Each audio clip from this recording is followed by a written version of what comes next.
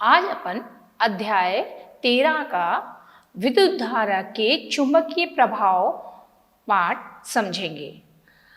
इस अध्याय में हम ये समझेंगे कि किस प्रकार विद्युत धारा और चुंबकत्व में एक दूसरे से संबंधित है। हैंस क्रिश्चियन ऑस्टेन ने सर्वप्रथम विद्युत धारा और चुंबकत्व को 19वीं शताब्दी में इस तरह समझाया कि किसी धातु में यदि विद्युत धारा प्रभावित की जाती है तो उसमें पास रखी दिक् सूचित सुई अर्थात चुंबकीय सुई में विक्षेपण हो जाता है। विक्षेपित होता मतलब क्या हुआ? विपरीत दिशा में घूम जाना या उसकी दिशा में परिवर्तित हो जाना। यह अनेक प्रकार की घटनाएं विद्युत और चुंबकत्व को समझने के लिए अनेक परिघटनाएं समझाई गईं। इसी आधार पर रेडियो, टेलीविजन आदि की कार्यप्रणाली को समझा जा सकता है। अब बच्चों, हम ये विद्युत धारा के प्रभाव को इस आधार पर चुंबकों और विद्युत मोटरों का अध्ययन करेंगे। चुंबकीय क्षेत्र तथा क्षेत्र रेखाएं मतलब चुंबकीय रेखाएं किस प्रकार बनती हैं, हम इस अध्याय में समझेंगे। अब हम बच्चे ये अच्छी तरह जानते हैं कि किसी भी चुंबकीय छड़ के पास यदि दिक् सूचक लाते हैं, चुंबकीय क्षेत्र और उसके आसपास पाए जाने वाली चुंबकीय क्षेत्र की रेखाएं किस प्रकार बनती हैं, आओ अपन इसको समझेंगे। हम ये अच्छी तरह जानते हैं कि किसी भी चुंबकीय छड़ के पास यदि दिक् सूचक सुई लाते हैं तो सुई में विक्षेपित होने लगता है। विक्षेपित होने लगता है मतलब सुई का कांटा पूरी तरह से परिवर्तित हो जाता है अपने स्थान से। वास्तव में दिक् सूचक सुई एक प्रकार की छोटी चुंबकीय सुई होती है। एक सिरा उत्तर और एक सिरा दक्षिण। अब उत्तर दिशा की ओर पाए जाने वाला भाग उत्तरी ध्रुव और दक्षिण दिशा की ओर पाए जाने वाला भाग दक्षिण ध्रुव कहलाता है। इस प्रकार एक चुंबक का निर्माण होता है। यह देखा गया है कि चुंबक के सजातीय ध्रुवों में हमेशा प्रतिकर्षण होता है।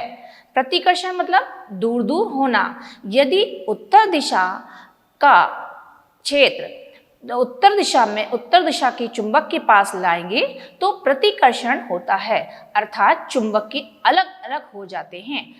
इसी प्रकार किसी भी विपरीत दिशा वाले ध्रुव को यदि हम संपर्क में लाएंगे तो आकर्षण होता है। आकर्षण मतलब क्या हुआ? दोनों चुंबक आपस में चिपक जाते हैं अर्थात उत्तर ध्रुव और दक्षिण ध्रुव पास पास आ जाते हैं। इस तथ्य को समझने के लिए हम एक छड़ लेंगे और उसके चारों ओर एक समान रूप से लोहे का चूर्ण छिड़क देंगे। तब चुंबक अपने चारों ओर के क्षेत्र में प्रभाव दर्शाने लगता है और लोहे के चूर्ण पर एक बल का अनुभव होता है। इस बल के कारण ये चूर्ण एक पैटर्न में व्यवस्थित होते जाते हैं। अतः किसी चुंबक के चारों ओर वह क्षेत्र जिसके बल को सूचित करता है उसे हम चुंबक का चुंबकीय क्षेत्र कहते हैं। वह रेखाएं जिनके कारण लोहे चूर्ण स्वयं ही संरेखित हो जाते हैं अर्थात लोहे के चूर्ण एक रेखा में व्यवस्थित हो जाते हैं। इसीलिए हम उस क्षेत्र की रेखाओं को चुंबकीय रेखाएं के रूप में दर्शाते हैं। चुंबकीय क्षेत्र एक ऐसी राशि है जिसमें परिमाण और दिशा दोनों ही होते हैं। चित्रों के अनुसार चुंबकीय क्षेत्र रेखाएं चुंबक की ध्रुव उत्तर ध्रुव से प्रकट होती हैं और दक्षिण ध्रुव पर विलीन हो जाती हैं। विलीन मतलब खत्म हो जाती हैं। अतः चुंबक के भीतर चुंबकीय क्षेत्र की दिशा उसके दक्षिण ध्रुव से ऊपर उत्तर ध्रुव की होती है। अतः चुंबकीय क्षेत्र रेखाएं हमेशा बंद वक्र में होती हैं। बंद वक्र में मतलब क्या हुआ? एक ध्रुव से दूसरे ध्रुव पर जाकर समाप्त हो जाना।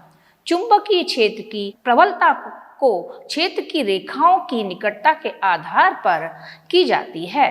जैसे चुंबकीय क्षेत्र रेखाएं अधिक निकट होती जाती हैं, वहां चुंबकीय क्षेत्र अधिक प्रबल होता है, अर्थात वहां पर चुंबक के ध्रुव पर चुंबकीय क्षेत्र के कारण अधिक बल कार्य करेगा।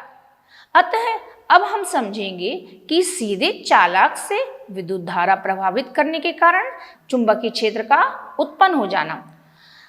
चित्रों द्वारा हम समझाएंगे कि जब किसी तांबे के तार में प्रभावित विद्युत धारा जाती है तो दिक्सूची तांबे के तार से दूर चले जाता है, इसके में विक्षेप उत्पन्न हो जाता है। विद्युत धारा प्रभावित होने पर एक चुंबकीय क्षेत्र उत्पन्न होता है। इसे समझने के लिए हम एक दक्षिण हस्त अंगूठा नियम दर्शाएंगे। हम अपने दाहिने हाथ में विद्युत धारा की या विद्युत धारावाही की चालक को दर्शाएंगे और हमारा अंगूठा विद्युत धारा की दिशा को संकेत करेगा तथा उंगलियों के चालक के चारों ओर चुंबकीय क्षेत्र के रेखाओं की दिशा में दर्शाएंगी। यह दक्षिण हस्त अंगूठा नियम कहलाता है। किसी भी परिनालिका में प्रभावित विद्युत धारा के कारण चुंबकीय क्षेत्र का ज्ञात करना, यह हम एक प्रयोग द्वारा समझाएंगे। किसी भी विद्युत रोधी तांबे के तार की बेलन की आकृति में अनेक फेरों में लिपटी हुई कुंडली को हम परिनालिका कहते हैं। इसके ऊपर विद्युत धारा प्रभावित होने पर उत्पन्न चुंबकीय क्षेत्र को चित्रों द्वारा समझा जा सकता है।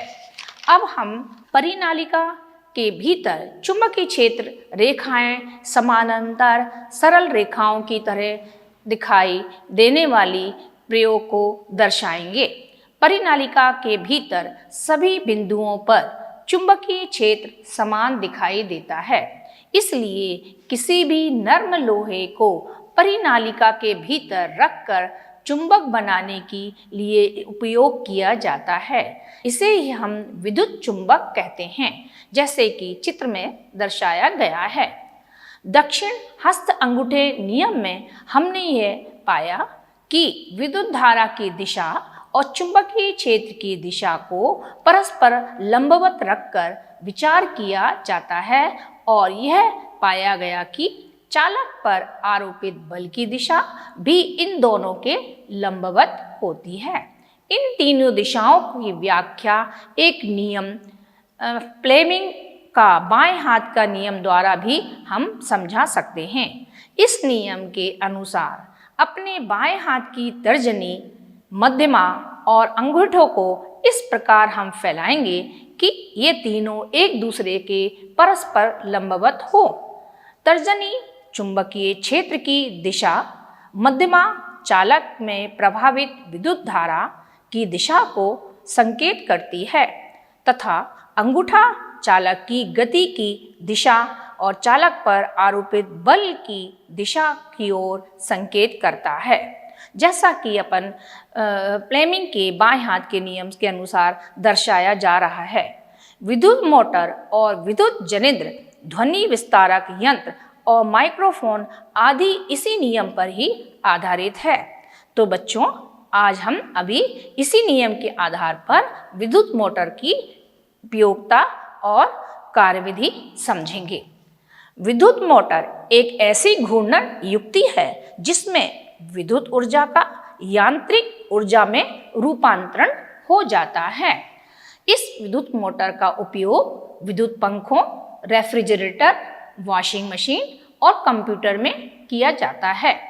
चित्र के अनुसार विद्युत मोटर में विद्युत रोधी तार की एक आयताकार ABCD कुंडली होती है, जो चुंबकीय ध्रुवों के बीच में रखी जाती है। कुंडली के दो सिरों विभक्त वलय के दो भागों की ओर से जुड़े रहते हैं। चित्र में बैटरी में चलकर चालक ब्रश X से होता हुआ विद्युत धारा कुंडली ABCD में प्रवेश करती है तथा चालक ब्रश Y से होते हुए बैटरी के दूसरे टर्मिनल पर वापस आ जाती है।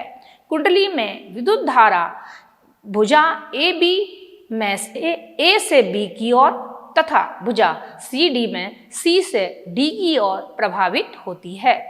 अतः ए और बी तथा सी और डी में विद्युत धारा की दिशाएं विपरीत होती हैं।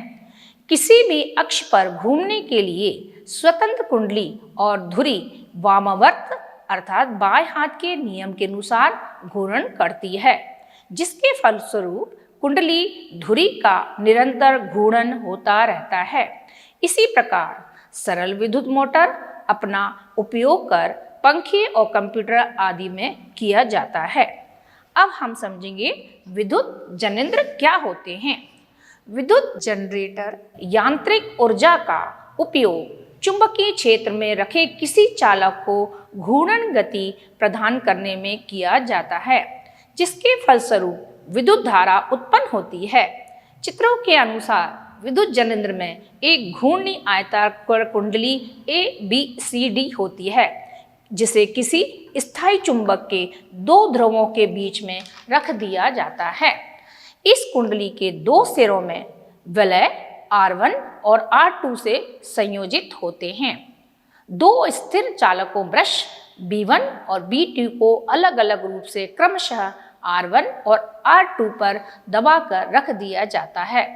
दोनों वलय R1 और R2 भीतर से धुरी से जुड़े रहते हैं। चुंबकीय क्षेत्र के भीतर स्थित कुंडली को घूर्णन प्रदान करने के लिए इसकी धुरी को यांत्रिक रूप से बाहर से घुमाया जाता है। दोनों ध्रुवों के बाहरी सिरे बाहरी परिपथ में विद्युत धारा प्रभाव को दर्शाने के लिए इसमें एक गैल्वेनोमीटर संयोजित किया जाता है। अब हम देखेंगे हमारे घर में विद्युत धारा का किस प्रकार व्यवस्थित होता है या घरेलू विद्युत परिपथ किसे कहते हैं। हमारे घरों में विद्युत किस प्रकार व्यवस्थित होती है, किस प्रकार हमारे घरों में बिजली का उपयोग होता है, इसके बारे में हम ज्ञान प्राप्त करेंगे। हमारे घरों में विद्युत धारा मुख्य रूप से तारों से आती है, जिसे मेंस भी कहा जाता है। ये मुख्य तार या तो धरती पर लगे विद्युत खंभों के सहारे या भूमिगत केबलों से हमारे घर तक आते हैं। इस आपूर्ति के तारों में से एक तार जिस पर लाल विरोधी आवरण चढ़ा होता है धनात्मक तार कहलाता है तथा दूसरा काला या नीला विद्युत रोधी आवरण वाला उदासीन या ऋणात्मक तार कहलाता है। हमारे देश में इन तारों के बीच में 220 वोल्ट का विभवांतर होता है। घरों में लगे मीटर बोर्ड में से ये तार मुख्य फ्यूज होते हुए एक विद्युत मीटर में प्रवेश करते हैं। इन्हें ही मुख्य स्विच में होते हुए घर की तारों में से संयोजित किया जाता है। ये तार घर के अलग अलग परिपथों में विद्युत आपूर्ति प्रदान करते हैं। प्रायः घरों में दो अलग अलग परिपथ होते हैं। एक 15A विद्युत धारा अनुमातक के लिए, जिसका उपयोग उच्च शक्ति वाले विद्युत संयंत्रों जैसे गीजर, AC और कूलर आदि के लिए उपयोग किया जाता है। दूसरा परिपथ 5A विद्युत धारा अनुमातक के लिए होता है, जिसे बल्ब और पंखे चलाए जाते हैं।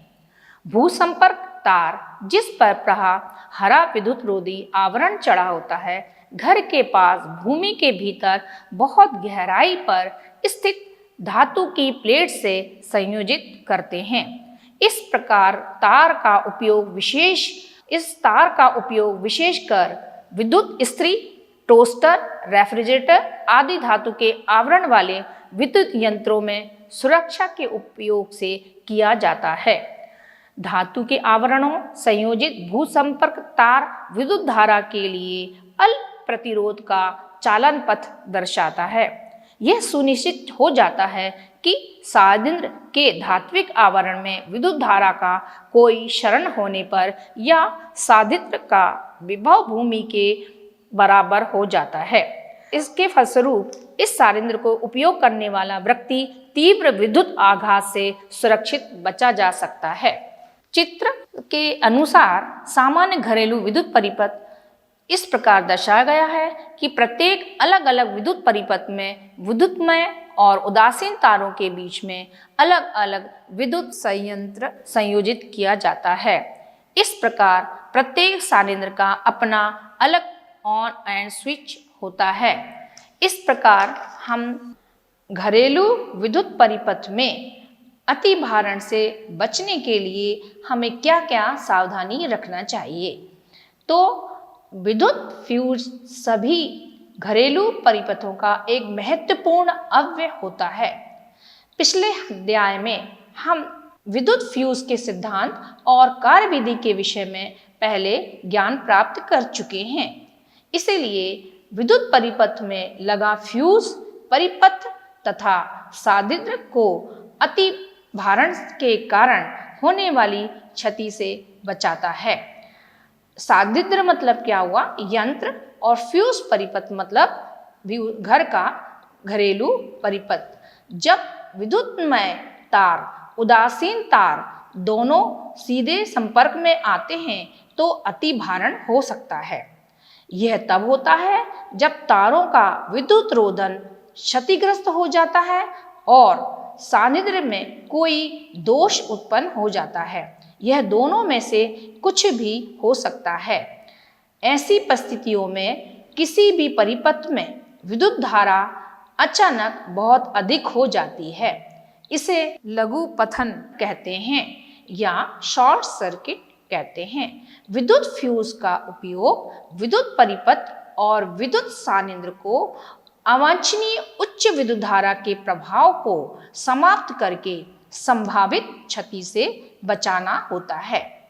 फ्यूज में होने वाले जूल तापन फ्यूज को पिघला देता है, जिससे विद्युत परिपथ टूट जाता है। आपूर्ति वोल्टता में दुर्घटनावश होने पर होने वाली वृद्धि से भी कभी कभी अति भारण हो सकता है। कभी कभी एक ही सॉकेट में बहुत से विद्युत सानिध्र को संयोजित करने से भी अति भारण हो जाता है। तो हम यह समझेंगे कि किस प्रकार घरेलू विद्युत परिपथ में अति भारण से हमको बचाया जा सकता है। तो हम यह देखेंगे कि किसी भी विद्युत धारावाही चालक विद्युत क्षेत्र में रखे जाने पर बल का अनुभव करता है। यदि चुंबकीय क्षेत्र और विद्युत धारा की दिशाएं परस्पर एक दूसरे के लंबवत होती हैं, तब प्रकाश का आरोपित बल इन दोनों दिशाओं में लंबवत होता है, जिसे फ्लेमिंग के बाएं हस्त नियम द्वारा प्राप्त किया जाता है। इसी से एक विद्युत मोटर की युक्ति होती है, जो मैं पहले आपको समझा चुकी हूँ, जो विद्युत ऊर्जा को यांत्रिक ऊर्जा में रूपांतरित कर देती है। विद्युत चुंबकीय प्रेरण एक ऐसी परिघटना है जिसमें किसी कुंडली में जो किसी ऐसे क्षेत्र में स्थित है जहां समय के साथ चुंबकीय क्षेत्र परिवर्तित होता रहता है, एक प्रेरित विद्युत धारा उत्पन्न होती है। चुंबकीय क्षेत्र में परिवर्तन या किसी चुंबक या उसके पास के कुंडली के बीच अपेक्षित गति के कारण यह हो सकता है। यदि कुंडली किसी विद्युत धारावाही चालक के पास रखी होती है, तब कुंडली में संबंधित चुंबकीय क्षेत्र या तो चालक से प्रभावित विद्युत धारा में अंतर के कारण हो सकता है या चालक तथा कुंडली के बीच अपेक्षित गति के कारण हो सकता है। प्रेरित विद्युत धारा की दिशा फ्लेमिंग के दक्षिण हस्त नियम द्वारा प्राप्त की जाती है। इस प्रकार हम समझते हैं कि विद्युत धारा और चुंबक में आपस में परस्पर संबंध है। बच्चों, घरेलू विद्युत परिपथों में अति भारण से बचाव के लिए हमें क्या क्या सावधानी बरतनी चाहिए, ये आप अच्छी तरह समझिए।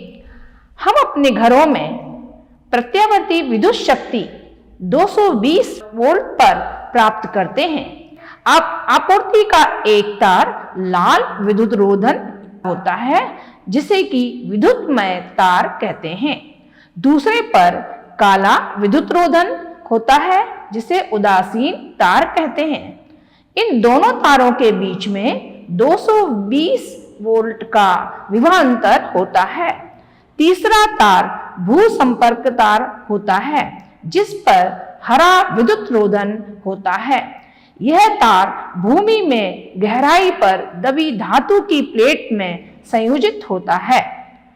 भू संपर्कण एक सुरक्षा उपाय है जो यह सुनिश्चित करता है कि सादृश्य के धात्विक आवरण में यदि विद्युत धारा का कोई भी क्षरण होता है तो उस सादृश्य का उपयोग करने वाले व्यक्ति को गंभीर झटका ना लग सके। महत्वपूर्ण बातें यह है कि विद्युत परिपथों की लघुपंथन अथवा अतिभारण के कारण होने वाली हानि से सुरक्षा की सबसे महत्वपूर्ण युक्ति फ्यूज ही है। धन्यवाद बच्चों।